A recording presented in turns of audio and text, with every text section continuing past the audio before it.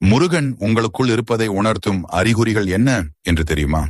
அதை பார்ப்பதற்கு முன் உங்களுக்கு முருகன் ரொம்ப பிடிக்கும் அப்படின்னா கமெண்ட்ல ஓம் முருகா என்று சொல்லிவிட்டு எங்கள் முருகன் ஆராதனை சேனலை சப்ஸ்கிரைப் அண்ட் லைக் பண்ணிக்கோங்க. முருகன் உங்களிடம் உங்கள் அருகில் இருக்கிறான் என்றால் இதையெல்லாம் நீங்கள் உணர்வீர்கள். முதலில் நீங்கள் முருகனுடைய தீவிர பக்தனாகிறீங்க, இல்லை முருகன் மேலளவு கடந்த அன்பு வைக்கிறீங்க அப்படின்னா முருகனின் நினைவுகள் அதிகமாக இருக்கும். எதற்கு எடுத்தாலும் முருகா முருகா என்ற நாமத்தை சொல்ல ஆரம்பிப்பீர்கள். அவர் மீது இருக்கும் நம்பிக்கை மற்றும் அன்பு அதிகம் ஆகிக் கொண்டே போகும். அவரை அனுதினமும் நினைத்து கொண்டே இருப்பீர்கள். அடுத்து முருகனின் தோற்றம் உங்கள் மனதிற்குள் வந்து கொண்டே இருக்கும் அடிக்கடி. இப்போது நீங்கள் சற்று கண்ணை மூடினால் கூட முருகனின் வேல் உங்கள் கண்மும் வரும், இல்லை மனதில் தோன்றும்.